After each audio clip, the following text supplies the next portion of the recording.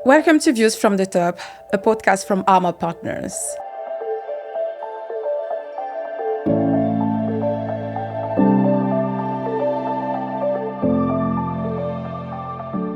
I'm Gaelle Tiabo, FinTech Director at Arma, and today we're diving into the evolving world of RegTech.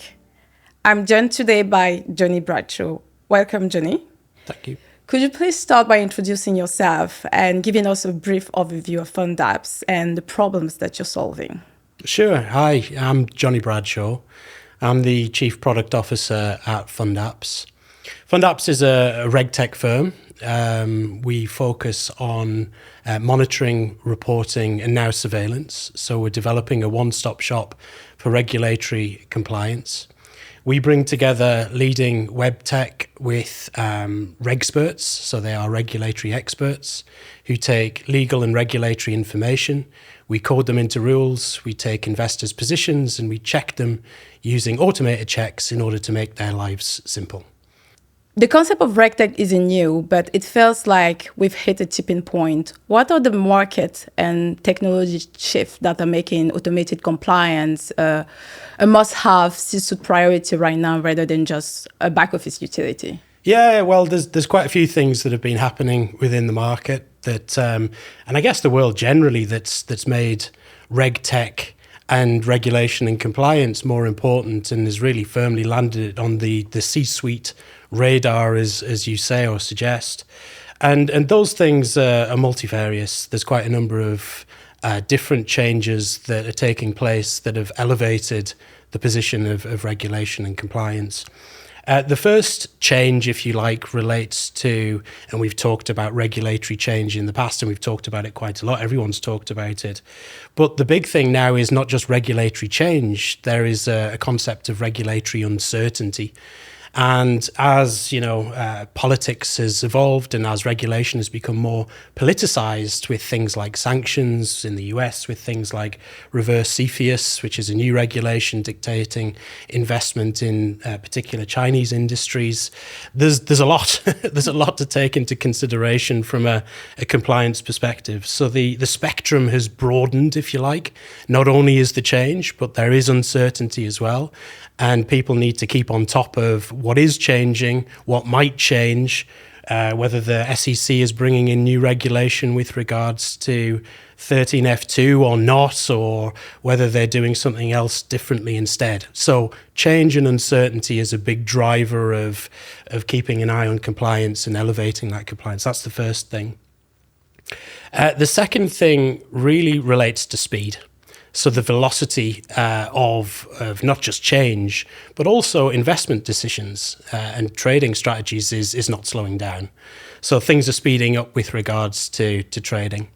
Gone are the days of T plus, whatever, reporting T plus 1 day, 2 days. You have to report in the moment, invariably. If you're getting behind, then you're holding your front office back. And it's not just with regards to reporting.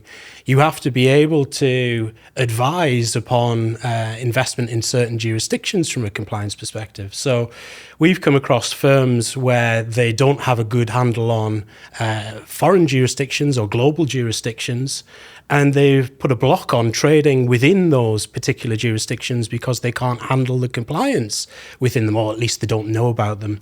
And if you're doing that, then you're constraining alpha from a trading perspective. It's silly to do so. You need to be able to be up to the task in order to support your front office is the thing there. So that is the second part of why it's important to the C-suite now. The third thing really relates to, and this is the big one, at least for me, investor demand and attention to compliance processes. So we're seeing a lot of investors being asked by their LPs during due diligence about very specific compliance processes, what they've got in place for things like shareholding disclosure, what they've got in place for sanctions.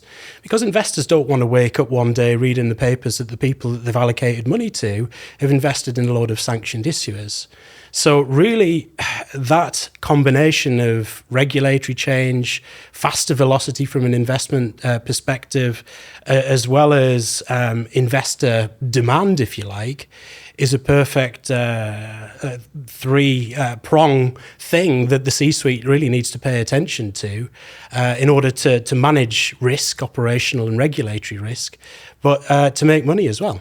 And that move to real-time compliance and the velocity you mentioned is quite an architectural challenge for some companies. Having built FundApps as a cloud-based platform from start, what strategic advantages has that given you in tackling this shift compared to some competitors? Yeah, I mean, was it good fortune? Was it foresight? Was it a combination of the two? Probably. It's been absolutely instrumental to our success as a business to be cloud first from a strategic perspective. This underpins the success of what it is we do. Strategically, it's absolutely invaluable. So if we contrast that with, let's say, people who don't have cloud software, and if you're re-platforming as a vendor from installed software to cloud, then frankly, you're dead. Give up, don't bother anymore. If you're an investment manager that's using installed software, you're 10 years behind the times, so you need to upgrade. And if you're an investment manager and you're using Excel, you're about to get fined. Given the change and importance of regulatory compliance, that tooling is not suitable to do the job. So that's the starting point. Cloud now is essential to the delivery of good regulatory compliance tooling and services. And we started at that point. The strategic advantages, just to bring them to life, that it's afforded our business and therefore our clients, relates to things like speed. Again, in a fast-moving world, you need to be fast. So if regulatory change happens, we can literally code that regulatory change using the legal information, using the regexperts, and we can release that change to our entire client base within minutes, ultimately. So we release multiple times a day to the entire client base to make sure that they are constantly up to date. Now, if you've got an installed piece of software, that's impossible to do, or very difficult at least. You need to make a release, you need to update that release, you need to send it out to all of your clients. It's a challenge. You can't do it in minutes, certainly. So cloud allows us to be up to date, our clients to be up to date with the regulation almost immediately. The other thing is that we're web scale. So shareholding disclosure, one of the regulations that we support, is relevant to the smallest boutique hedge funds and asset managers and to the largest sell sides. So there's a broad range of characteristics related to the people that use our service. And web scale, if you like, allows us to accommodate both of those types of profiles and everything in between, the characteristics of those businesses. So if you've got 10 positions, if you've got 10 million positions, a complex aggregation structure and a need to run rules across that, we've got the tools that can support it. So it's scalable is the other thing. And one of the main advantages, the third one I will say that the cloud affords us, is related to a standard for regulation. So not only can we release regulation quickly to the entire client base, but everybody is on the same version of the rules, and that's really important. So you've got the biggest investment managers in the world using and approving the regulation that's run to do their checks against their positions, and there's safety in numbers. So being an outlier when it comes to regulatory compliance is not a good thing. You're not special, you're probably just wrong. You need to go with the herd, the safety with the herd, if you like. And certainly we provide that from a standard perspective. And again, that's underpinned by cloud-based technology. You've also expanded from your core offering, shareholding disclosure, into areas like sanction screening. Mm-hmm. What's the most important lessons you've learned about deciding which compliance challenges are ripe for automation and which aren't? Yeah, well, I like to say that we've done the hard work first with shareholding disclosure. You might have heard that one before from me, Gaelle. But that means that really we started with a very challenging regulatory regime. Shareholding disclosure is over 100 different jurisdictions. You need all of the positions from the investment management firm on a daily basis. You need to model the entire corporate hierarchy within the service itself and run all of those positions, source regulatory data. You then produce the regulatory reports to actually make a disclosure. So there's a lot of things relevant to shareholding disclosure that really we've had to develop capabilities for in order to solve that problem. Now, the nice news there is that those capabilities are applicable to a broad range of regulatory challenges and problems. So we've been able to identify adjacencies from a regulatory perspective in order to build out the products that we've got using those capabilities. Sanctions is one very good example of it. We've got sensitive industries, we've got CFIUS now based upon that regulatory change. You've mentioned sanctions, we've got filing, we've got a smorgasbord of regulatory technology, and it's all very successful and our clients love it. Now, when we're thinking about what else to build and add to the portfolio, we do have to be slightly careful, but the good news is that from a product development process, and the really nice thing about regulation is ultimately you get a spec. The regulator tells you about the things that you need to build and actually how to build them as well. So we're not developing a social network for cats that needs to be validated in the market and, is anybody actually going to use this? Regulation is mandated to the market and the people that we want to sell to. In some cases, the regulator even tells you the cost of conforming to that regulation from an investment management perspective. So you get an idea of, for example, the value proposition, the quantified value proposition, the TAM, and by the way, our TAM is bigger than the jungle, it's massive. And that's all good stuff that we can use to prioritize new developments.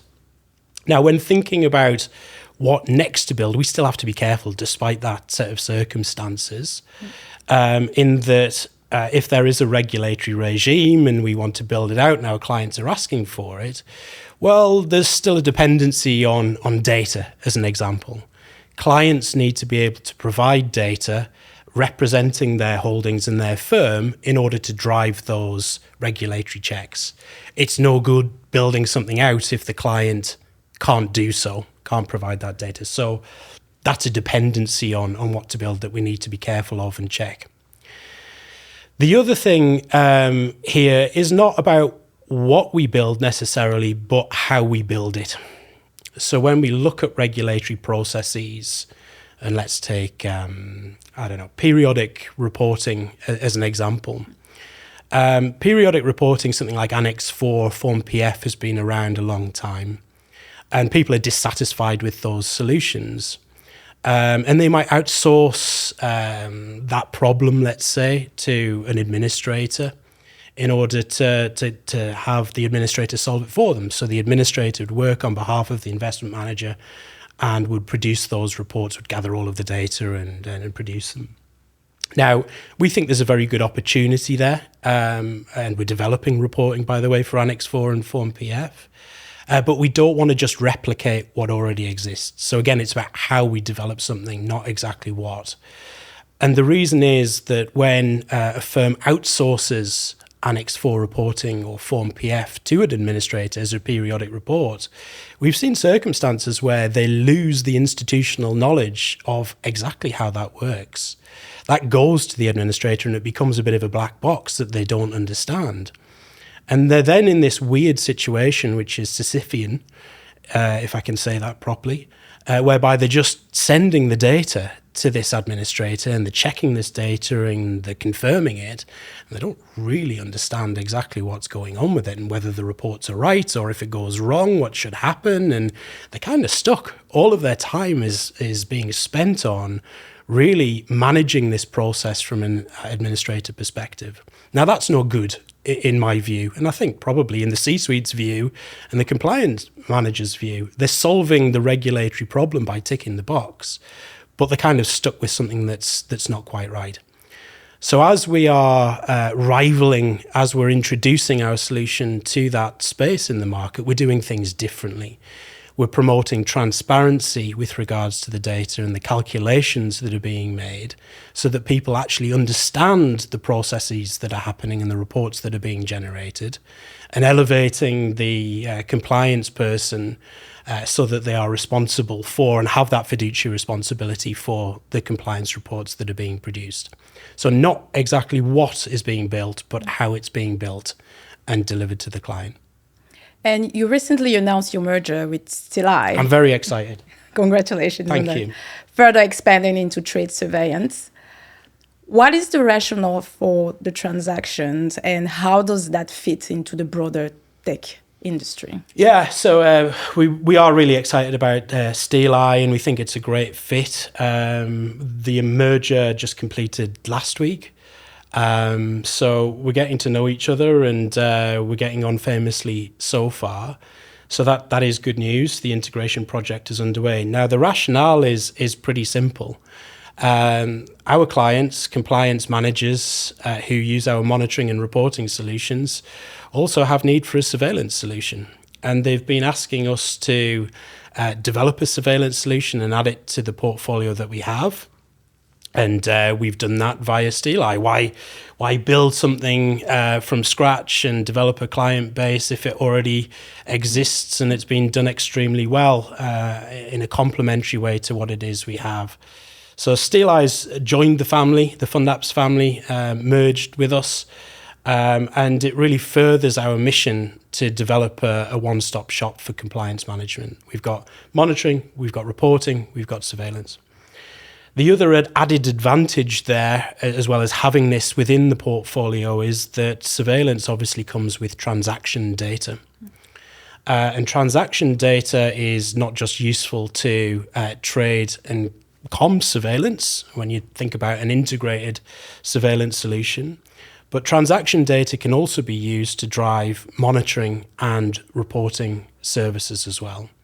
So we can actually net that transaction data and simply turn on our other monitoring and reporting services for clients who want to use them. So again, you don't need a heavyweight IT project in order to implement these services. You can get best-in-class surveillance, monitoring, reporting from one place, which is a one-stop shop. The other thing that's important to that strategy as we're developing things both organically and inorganically is integration of the two and maybe more eventually different pillars within our one-stop shop that we offer to market. So it needs to be seamless across the board.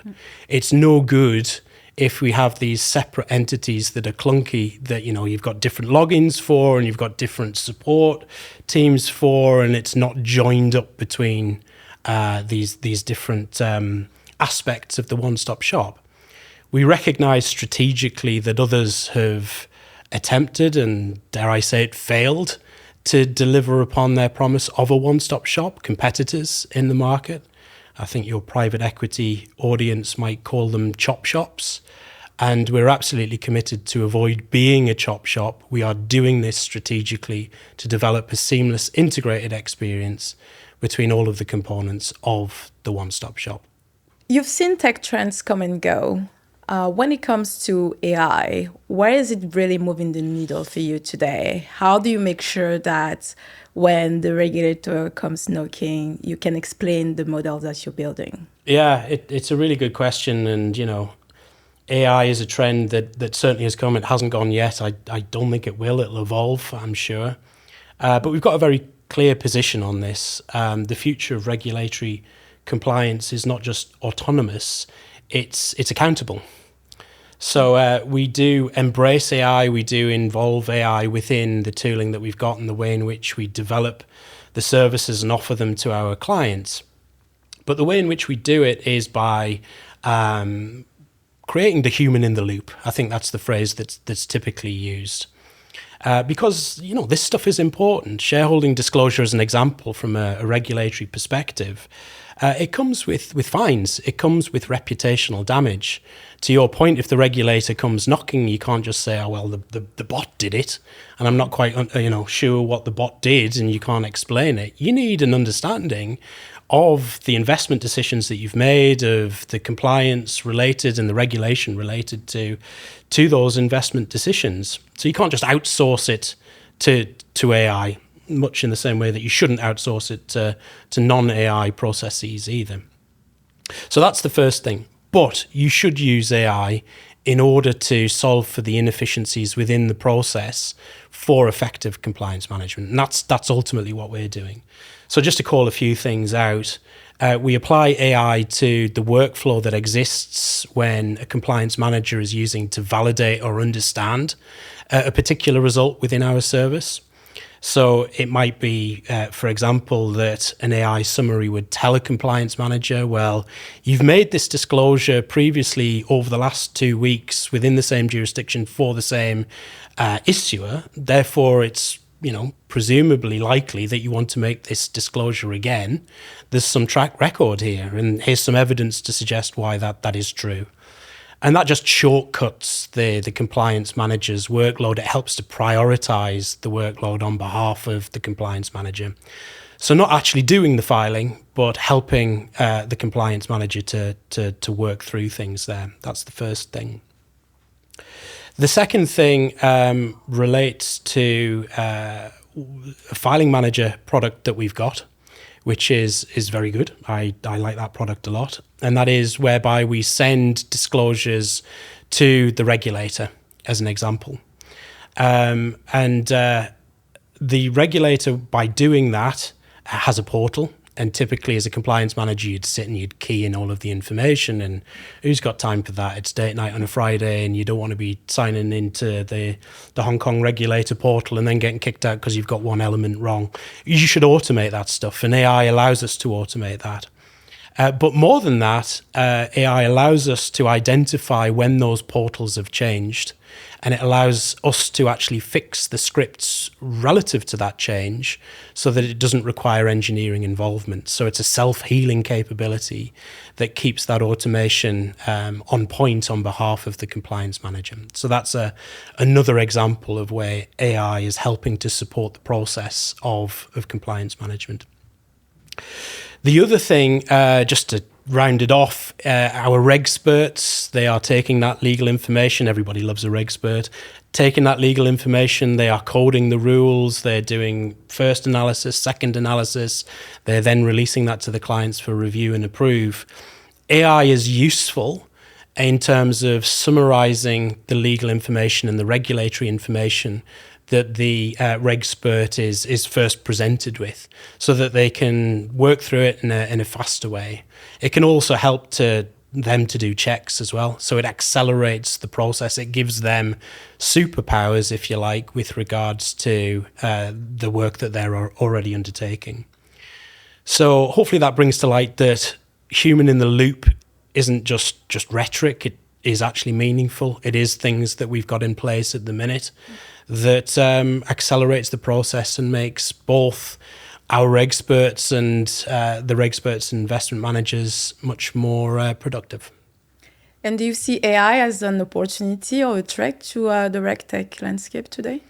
It's a massive opportunity. I think anybody who sees it as a threat is doing things wrong, or just is doing things with Excel and bodies, doing manual work.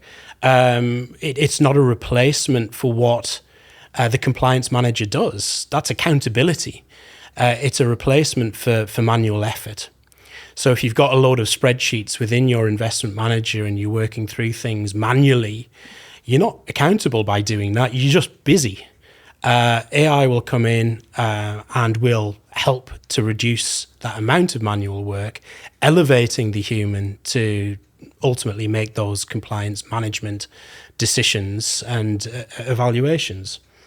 I mean, long term, the ultimate, I suppose, utopian or dystopian, depending on which side of the fence you're on, vision is the regulator would use AI in order to actually construct the regulation, to draft the regulation, to be able to test it out, to release that regulation to market, and they might do so programmatically.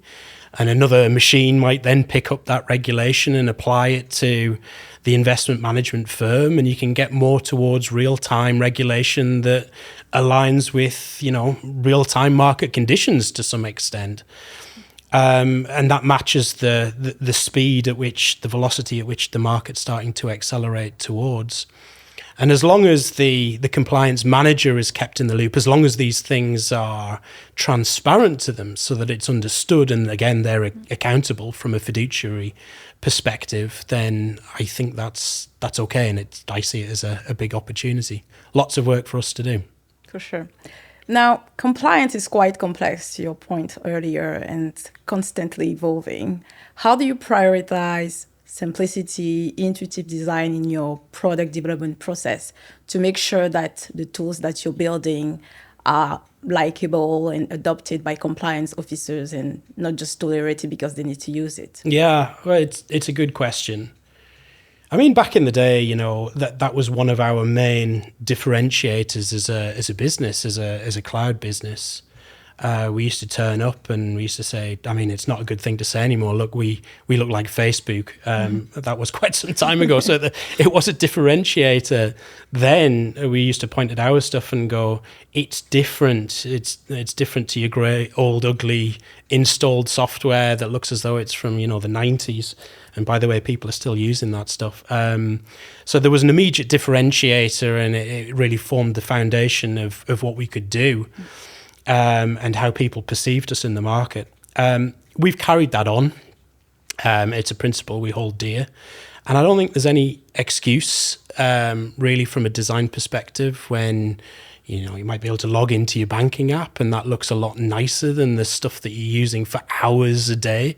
People live with this stuff. It's their job to actually look at these things and to interact with them. And I think it's, you know, a disservice to clients to have something that's deficient from a design perspective or cumbersome. There's no excuse.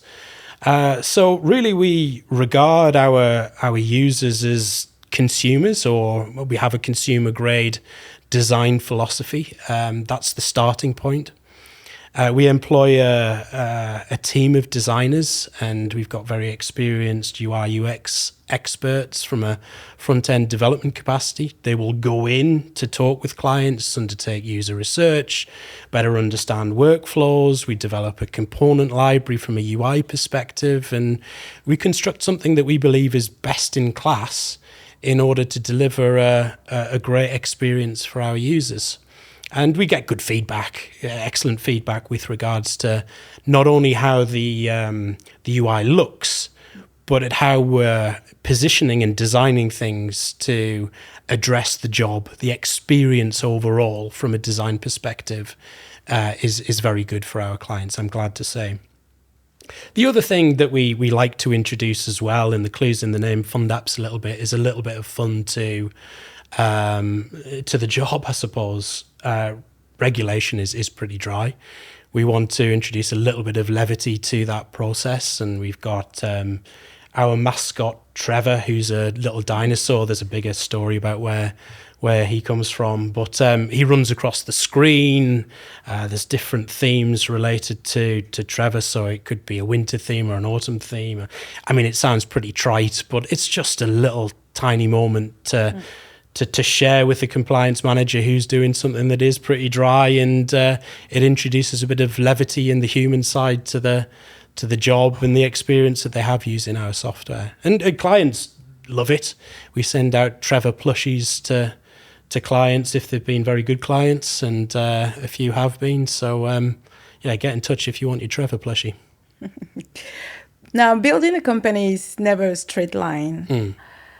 What has been the biggest challenge or unexpected opportunity that forced you to change your product strategy? I think that all opportunities are to some extent unexpected, or at least the timing that compels timing of a product opportunity.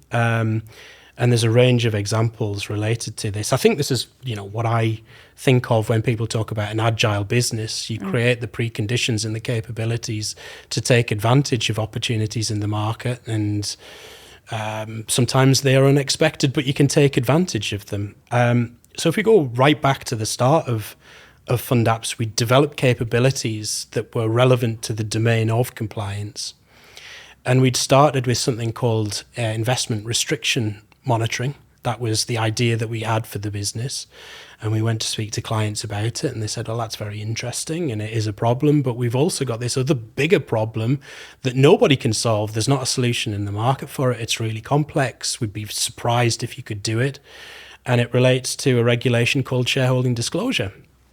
And we thought, oh, okay, well, we'll give that a crack. And we got in touch with Aosphere, who's the legal information provider, and we brought that in. And then we coined the phrase regexperts and employed some who are ex-compliance people. And we built a business model around shareholding disclosure. So we knew about the regulation, the customer validation gave us insight from a product strategy perspective that that's where we should go. So I guess that's an example of an unexpected strategic change. There are many others along the journey as well. Another recent one, I mentioned Filing Manager before as the mechanism to disclose with the regulator. We had that in mind as an opportunity for us to pursue. But a number of clients came to us to say, look, Bloomberg, who we use for filing with the Australian regulator, ASIC, using their fixed connection, have just announced that they're retiring their connectivity. And we're stuck, and we need to make this short disclosure on a daily basis. And the timelines are pretty short. Can you help? So that was kind of unexpected. We didn't know, obviously, Bloomberg would do that. But we had the capability and we had the foresight to think, well, that's an area that we'd like to move into. And that was the catalyst that started the Filing Manager service. And we've built upon that with other filing jurisdictions as well. So again, we were able to take advantage of that. Just, I guess, to round it out, the other unexpected thing, and I guess this is a common answer to this kind of question, was the pandemic. And it relates back to one of your earlier questions about the strategic advantages of cloud. So it didn't really change the strategy, it really more confirmed the strategy. And that was, as we know, during the pandemic, everybody was locked down and they had to work from home. With installed software, you kind of had a few problems. How are the engineers going to get in to actually support that software? Everybody assumed you had to be in the office to do compliance work. With cloud software, our software, you can log in from wherever. So once you were locked down, people did compliance from the kitchen rather than from the office, and things just continued without missing a beat. And for me, that was a very visceral illustration of the power of cloud and the resilience of the strategy that we had employed. And looking out 3 to 5 years, what trends do you believe will profoundly reshape the RegTech landscape? Well, I think we've talked about a lot of them. My friend, do I call him a friend? I am now, Gary Gensler, the previous SEC commissioner, talks about pucks.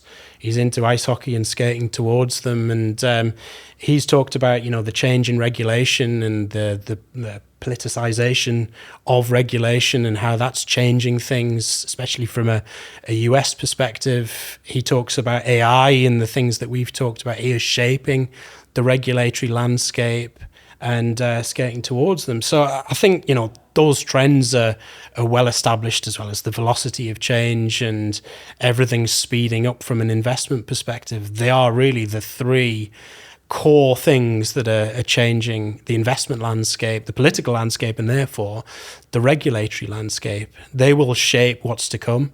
Gladly, they're on our roadmap. We remain agile. We've got the capabilities to deal with them. And on that basis, so do our clients. They're covered. Yeah. So that was my next question. How is FundApps really positioning its product strategy today in order to lead that transformation? I mean, as we've discussed, from a product perspective, we use something called the golden ratio to guide our investment decisions across the portfolio. And broadly, that is 50% allocated to core in product investments, so the things that already exist, to make sure that they still remain best in class for our clients. 30% of our investment allocation from a product perspective goes into adjacent propositions, so things that we want to do next. And then 20% of our investment allocation from a product perspective goes into transformational innovation, things that nobody else is doing, that will come next, that need to be tested out in the market, whether it's AI, whether it's whatever else, or a variation of AI. So we are allocating the investment that we're making according to those categories, and therefore we can stay ahead of the trends and make sure that we capitalize upon them as well. As a business, we spend a huge amount of our annual recurring revenue, over 20% of our annual recurring revenue on R&D, as much as 25%. And I think that is unusual for a business in our sector, for a RegTech business. It is more aligned to, the FANG type companies that exist. And, that's our heritage as a business. We are a software business and we want to stay ahead. What is your vision for FundApps in 5 years' time? One-stop shop for regulatory compliance. It's easy. So a seamless automated service where an investment manager can go to one place. They can have all of their monitoring solutions, all of the reporting solutions. They can have the surveillance done, all of the record keeping, both post-trade and pre-trade as well. They don't need to worry about it. They're covered from a standard perspective, and it's done. Compliance made simple. Well, thank you, Jonny, so much for sharing your insights with us today. Thank you. Thank you for listening to us. I'm Gaelle Tiabo, FinTech Director at Arma. I was joined today by Jonny Bradshaw. Please join us on our next episode from Views from the Top.